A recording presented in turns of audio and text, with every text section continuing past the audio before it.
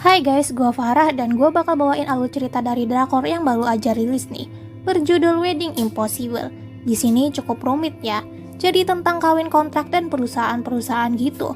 Dan ada beberapa rahasia-rahasia yang akan terungkap nanti. Daripada penasaran, kita langsung aja masuk ke videonya. Drakor ini diawali dengan kedatangan seorang pria bernama Lee Ji-han ke suatu tempat pernikahan. Di aula itu juga ada seorang wanita yang bernama Ajung, sedang bernyanyi untuk si mempelai wanita yang katanya adalah sahabat dekatnya. 친구의 자리를 Namun tak lama kemudian, mempelai wanita itu malah membayarnya. Ternyata itu cuma tipu-tipu. Ajung ini gak lain adalah aktris yang mengambil banyak sekali pekerjaan. Sedangkan di tempat lain, Jihan malah ikut campur ke persiapan si mempelai pria. Bapak dari mempelai pria itu malah kesal akan kehadirannya. Dia bilang mau sampai kapanpun juga dia tidak akan menjual tanah itu. Itu membuat anaknya kesal. Dia marah kepada ayahnya dan bilang, "Lagi pula tanah itu tidak berguna untuk kita, ayah. Udah jual aja, kalau ayah nggak jual, aku nggak mau ketemu sama ayah lagi." Jihan di sana langsung tersenyum. Dia mendapatkan tujuannya. Ketika dia baru saja keluar dari gedung, dia menabrak Ajung yang juga membawa selembaran kertas naskah.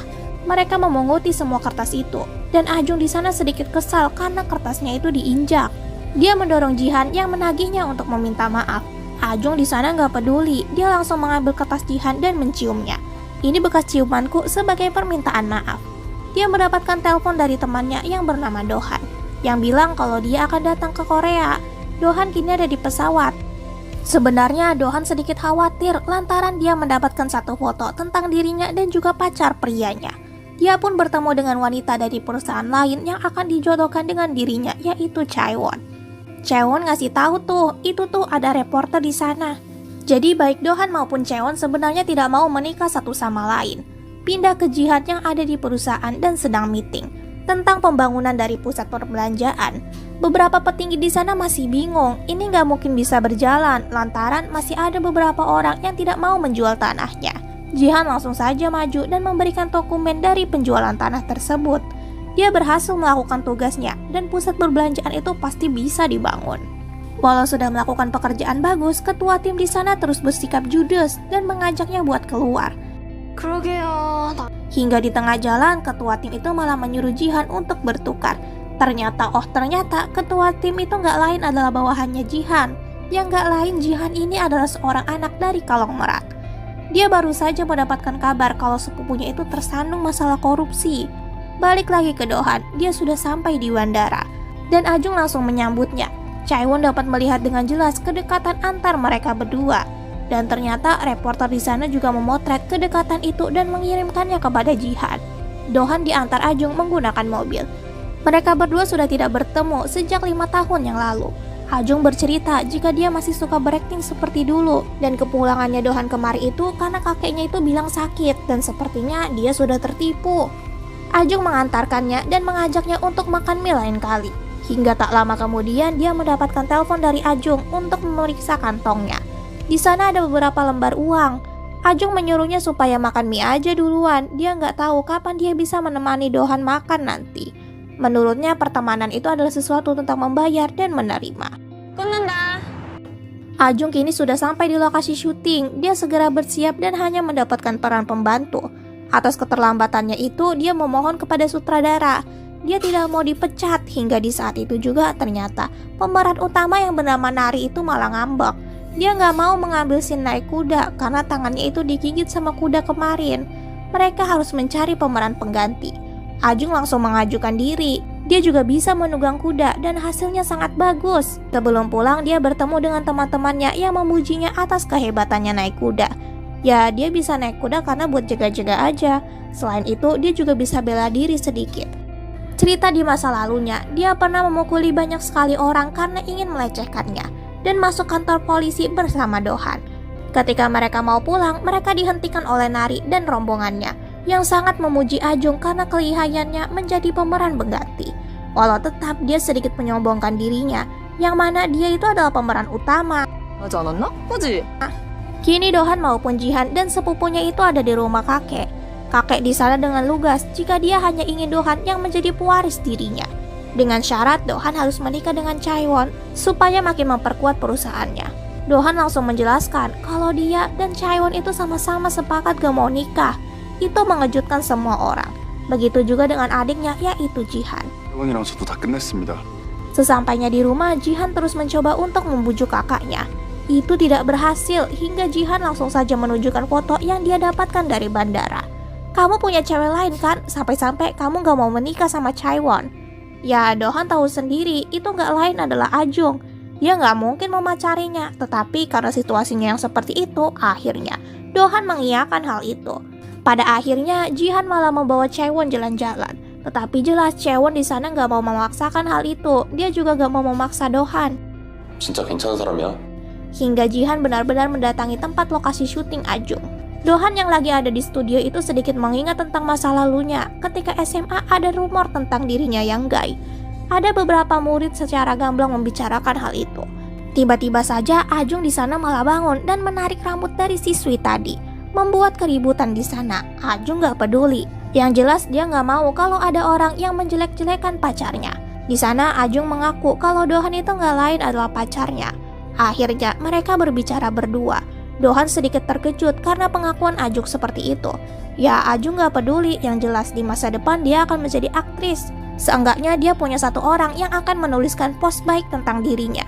Balik lagi ke masa sekarang, Dohan mendapatkan telepon dari Ajung yang mengadu jika Jihan kini datang menemuinya. Ya, Dohan jelas pusing sendiri sih. Dia menyuruh Ajung buat ngehindar aja. Nanti dia bakal ngurus sisanya. Ajung benar-benar berbicara dengan Jihan. Jadi sepertinya mereka berdua ini sudah melupakan satu sama lain. Kayak nggak kenal gitu. Jihan di sana bertanya, kamu beneran suka sama Dohan? Yang langsung membuat Ajung di sana menyemburkan kopinya. Dia berpura-pura meminta maaf. Gak sampai di sana, Jihan juga mengatakan, Dohan itu sudah dijodohkan, kamu sebaiknya putus. Ajung pura-pura kesal dan sedih. Dia dipanggil untuk jadwal syuting. Sebelum pergi dia malah bilang, seharusnya kamu kalau mau bikin kesepakatan, kamu harus bawa uang. Dan benar saja, Jihan pun kembali mendatangi Ajun dan menawarkan akan membayar Ajung supaya memutuskan kakaknya itu. Ajung oke-oke aja, asalkan uang itu sebanyak 2 miliar. Itu cukup banyak, Jihan menolaknya. Dan seperti biasa, Ajung malah memberikan cap bibirnya kepada Jihan. Jihan jadi inget dong siapa Ajung. Dia tetap tidak menyerah hingga Ajung malah berteriak, mengatakan kepada semua orang kalau Jihan itu adalah penguntit, orang aneh. Akhirnya dia bisa lepas dari Jihan. Dan lagi-lagi Ajung diminta untuk menjadi pemeran pengganti. Jelas dia menolaknya, ngapain, aku juga nggak dibayar lebih. Tetapi produser di sana terus memohon. Dia melakukan hal itu dan sutradara terlihat begitu puas. Namun nari yang ada di sebelahnya itu malah menghasutnya. Enggak, itu jelek kok. Dan syuting itu pun diulangi beberapa kali dan banyak kali. Sampai tiba-tiba saja kuda itu malah memberontak hingga membuat Ajung jatuh dan pingsan. Produser di sana nggak peduli dan malah mencari pengganti.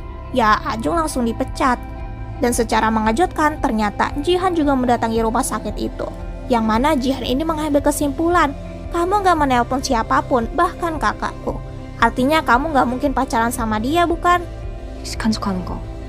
Melihat Jihan yang membawa mobil, Ajung malah kembali mendekatinya. Dia malah memohon supaya diantarkan ke lokasi syuting. Karena ada bus di dekat sana, dia bisa ketinggalan.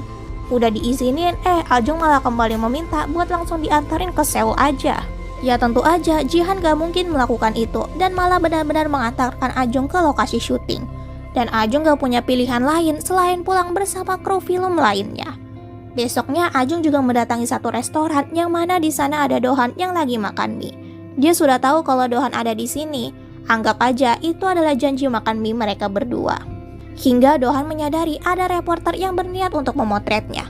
Dia langsung mengejarnya dan Ajung juga membantu membanting pria itu. Dohan mengambil memori dari kameranya dan bertanya siapa yang menyuruhnya. Ternyata itu gak lain adalah suruhan dari sepupunya sendiri yang ingin menghancurkan kehidupan Dohan, supaya merekalah yang bisa mendapatkan warisan itu. Jihan juga tidak menyerah, dia terus mencari informasi tentang Ajung. Ketua tim bilang itu cukup mustahil. Kalaupun mereka berdua LDR, mereka juga gak ketemu selama 5 tahun. Dan selama 5 tahun itu Ajung terus-terusan mengikuti banyak sekali peran. Jadi mayat lah, jadi zombie lah, dan lainnya. Jadi menurutnya Ajung itu sudah terlalu sibuk. Gak mungkin ada waktu buat pacaran. Hingga ketika mereka berdua mau pergi, mereka mendapatkan kabar jika dokumen dari tanah itu gak lengkap. Jihan sadar dong apa dokumen kemarin itu ketuker ya sama punyanya Ajung pas lagi tabrakan kemarin. Akhirnya dengan sangat mudah, Jihan pun mendapatkan nomornya Ajung dan meminta untuk menyerahkan dokumen itu. Ya, Ajung juga menyadari hal itu karena naskahnya juga ada di Jihan. Tetapi dia tidak setuju dengan pertemuan itu sekarang. Dia akan datang nanti malam karena dia akan menghadiri makan malam atas ajakan dari Dohan. Di malam itu Dohan sudah bersiap. Secara mengejutkan ternyata kakek malah sengaja membawa Chaewon ke sana. Dohan yang udah kesel banget itu nggak tahan lagi. Bukankah aku ini aib bagimu? Kamu bahkan membuangku dan menggunakanku lagi seperti ini. Dohan juga mengatakan kalau bukan dirinya saja yang seorang anak di luar nikah. Jihan juga sama, tetapi kenapa hanya dirinya saja yang diperlakukan seperti ini? Ya kakek tetap gak peduli. Ajung pun datang ke sana. Dia begitu bingung kenapa tempat ini begitu ramai. Saat itu juga dia bertemu dengan Jihan yang masih kekeh kalau Ajung itu bukan pacar kakaknya. Di sana Jihan malah bilang kalau kamu memang benar pacarnya kakakku, kenapa kamu gak bilang kalau kamu dipecat? Dan ternyata percakapan mereka berdua itu didengar oleh Dohan yang baru saja datang. Dohan menarik Jihan untuk berbicara berdua, yang mana Dohan ini udah kesel banget. Gua tuh punya sesuatu untuk ditutupi. Kenapa kamu terus-terusan mengirimkan reporter, bahkan di Amerika juga? Jihan di sana bingung dong, dia beralasan dia tidak melakukan itu kalau yang ada di Amerika. Gak lama kemudian sepupunya itu juga masuk ke sana dan menunjukkan foto lainnya. Dohan akhirnya bilang, iya itu benar, pacar cewekku adalah Ajung. 저 사진 속의 여자 때문이라고. Di aula kakek sudah memberikan sambutan-sambutan kepada tamu penting di sana. Dohan juga mendatangi Ajung yang terlihat begitu sedih dan merasa nggak enak karena sudah menutupi dirinya kalau dirinya itu sudah dipecat. Di sana Dohan malah menawarkan satu hal. Kamu mau pekerjaan nggak? Kamu akan memainkan satu peran baru, yaitu menjadi menantu dari cucu kakekku. Ajung menawarkan, oke-oke aja asalkan bayarannya 2 miliar. Dan Dohan pun tidak keberatan akan hal itu. Saat itu juga Jihan datang ke sana dan tak lama kemudian pintu dari aula itu pun terbuka. Kakek bahkan tamu-tamu yang lainnya dapat melihat dengan jelas Dohan bersama cewek lain. Dan Dohan di sana bahkan mengatakan, kamu mau menikah denganku? Jihan di sana berteriak, tidak. Tunggu, apa sebenarnya ini? Apakah Jihan ini sudah mendengar percakapan itu atau tidak ya? Penasaran bukan? Dan juga apakah Ajun benar-benar bisa berakting selama kontrak 3 tahun tersebut? Memang ya urusan perusahaan kayak gini tuh ribet banget. Padahal mah hidup mah tinggal hidup. Makasih yang udah nonton sampai akhir. Kita bakal lanjutin ke episode yang lainnya. Sampai jumpa di video yang lainnya. Bye bye.